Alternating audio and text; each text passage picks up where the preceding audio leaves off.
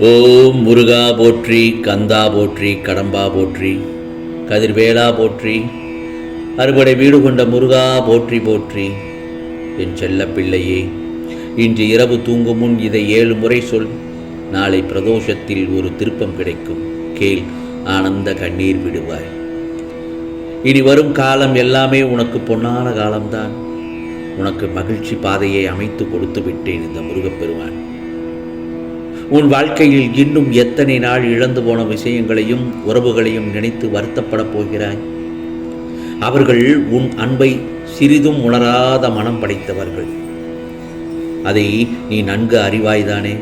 அதை உணர்ந்து தெரிந்த போதும் அவர்களுக்காக இன்னும் உன் நொடிகள், நிமிடங்கள் அனைத்தையும் செலவழித்து உன் சந்தோஷத்தையும் நிம்மதியையும் ஏன் இழந்து கொண்டிருக்கிறாய்?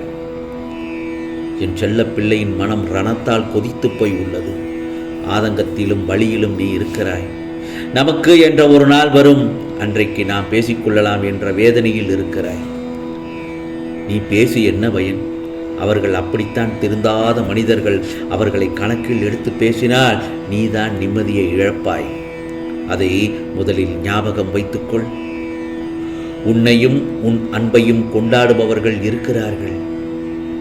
உன்னுடைய அன்பையும் உன்னுடைய உறவுகளையும் கொண்டாடுவதற்கு உன் உறவுகள் இருக்கிறது. அதற்கென்று சில உறவுகள் இருக்கிறது.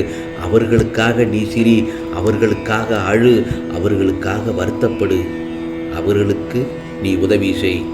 ஆனால் உன்னை மதிக்காத இடத்தில் ஒரு நிமிடம் கூட தங்காதே.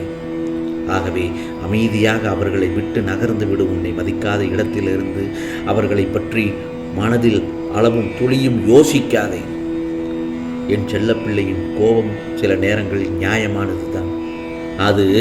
அது கூட வேண்டாம் என்றுதான் இந்த முருகப்பெருமான் உனக்கு சொல்லித் தருகிறேன். எல்லாம் நல்லதுக்குத்தான் சொல்வேன்.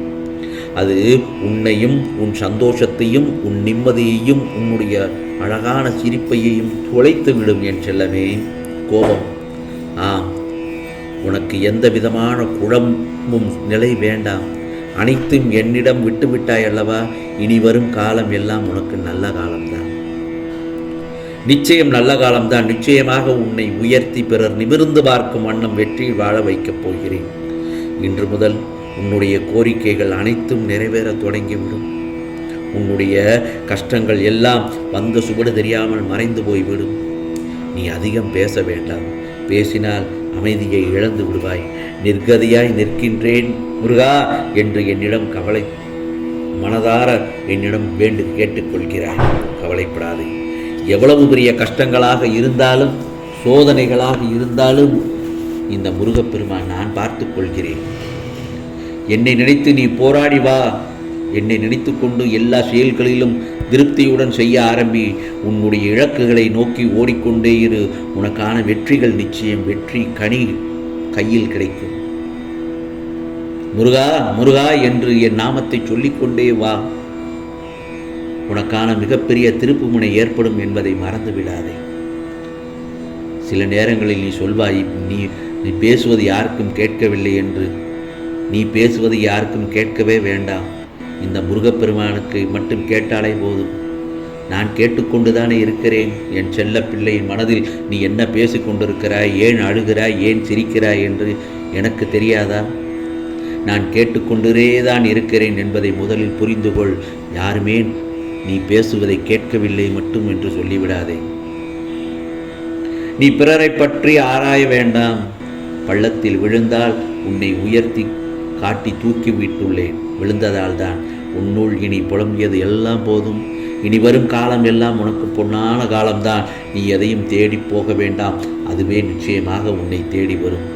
பிறகுதான் உன் வாழ்க்கை சொர்க்கமாக இருக்கப் போகிறது. என் செல்லமே, சொர்க்கமாக இருக்கப் போகிறது.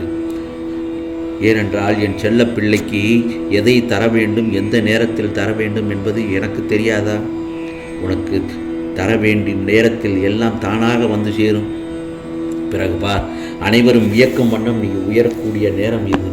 நிம்மதியாக மகிழ்ச்சியாக இரு என்றுதான் உன்னிடம் சொல்லிக் கொண்டிருக்கிறேன். உன் கர்ம பலன்கள் விலகப் போகிறது. வாழ்க்கையில் பெயர் புகழ் பெற்று உயரப் போகிறாய். உன்னுடைய உற்றார் உறவினர் நண்பர்கள் உனக்கு துரோகம் செய்கிறார்கள் என்று மட்டும் வருத்தப்படாதே. அதை எப்படி எதிர்கொள்வது என்று நிதானமாக யோசித்து அறிந்து கொள். என் செல்லப்பிள்ளையை வாழ்க்கையில் சாதிக்க வேண்டும் என்றால் தேவையற்ற பேச்சை குறைத்து தீர்க்கமான செயல்களில் மட்டும் ஈடுபடு. இவைதான் உன் லட்சியத்தை அடையச் செய்யும் யுத்திகள். புரிகிறதா? ஆகவே வாழ்க்கையில் தோற்றுக்கொண்டே இருக்கிறோமே என்று கவலைப்படக்கூடாது. வெற்றி பெற வேண்டும் என்ற நம்பிக்கையும் உணர்வும் வாழ்வில் தோற்றதற்கான தவறை உணர்ந்து மறுபடியும் அந்த மாதிரியான தவறுகள் வாழ்க்கையில் நிகழாமல் செயல்பட்டால் நிச்சயமாக வெற்றி பெறுவது உறுதி.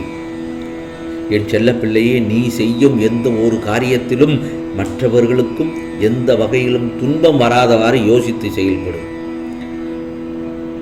நீ ஒரு காரியத்தை செய்ய போய் அது மற்றவர்களுக்கு இடைஞ்சலாக இருந்தால் அவர்கள் உன்னை வந்து திட்டியே தீர்த்து விடுவார்கள், இவனுக்கு வேறு வேலையே இல்லை என்று.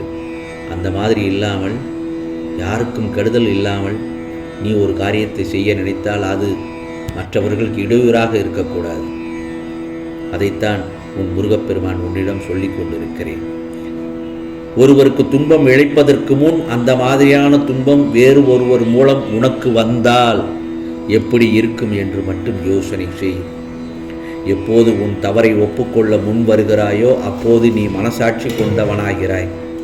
என்றும் செய்த தவறை மீண்டும் மீண்டும் செய்யாமல் பார்த்துக்கொள். ஏன் எப்போதும் எனக்கு யாரும் இல்லை என்று புலம்பிக் கொண்டிருக்கிறாய்? அந்த எண்ணம் மிகவும் தவறானது, ஆபத்தானதும் கூட. உன்னை சுற்றி உள்ளவர்கள் முன் புரிந்து செயல்படும். இவ்வுலகில் இன்று பலர் சுயநலம் இல்லாமல் எந்த செயல்களும் யாருக்கும் செய்வதில்லை. அப்படிப்பட்டவர்களிடமிருந்து நீ விலகி இருப்பதே நல்லது. நீ என்ன தவறு இழைத்தாய் வருத்தப்பட. உன்னை ஏமாற்றியவர்களே நம்பிக்கையோடு செயல்படும்போது நீ அவர்களை விட அதிக நம்பிக்கையுடன் செயல்பட வேண்டும். எனவே எந்த ஒரு சூழ்நிலையானாலும் உனக்கு யாரும் இல்லை என்று மட்டும் வருத்தப்படாதே. உலகில் உள்ள அனைவருக்கும் ஒவ்வொரு விதமான சுமைகள் இருந்து கொண்டேதான் இருக்கும்.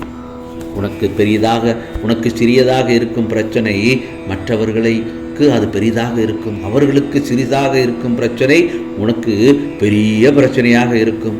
ஆகவே உன் வாழ்வில் தைரியமாக உன்னை சூழ்ந்துள்ள துயரங்களை எதிர்த்து நின்றால்தான் அதில் 100% உன்னால் வெற்றி பெற முடியும். ஆகவே நீ போகும் பாதையில் மோசமான மனிதர்கள் அல்லது வேறு ஏதேனும் ஒரு ரூபத்தில் கண்டிப்பாக உனக்கு தடைகளை ஏற்படுத்துவதற்காக வரத்தான் செய்வார்கள். அதற்கு தைரியமாக நம்பிக்கையோட உன்னுடைய இலக்கை நோக்கி போய்கொண்டே இரு. அதைத்தான் நான் சொல்கிறேன். பிறகு உன் கடமைகளில் இருந்தும் ஒரு நாளும் தவறை விடாதே. நீ இதுவரை சந்தித்த வேதனைகளில் எல்லாம் எப்படி காணாமல் போனது என்று நினைத்து வியக்கும் அளவிற்கு நிச்சயம் நாளைய பொழுதில் நல்லதொரு மாறுதல்கள் கிடைக்கும். ஆம் செல்லமே, இன்று இரவு தூங்கும் முன் உன் முருகப்பெருமான் சொல்வது இதுதான்.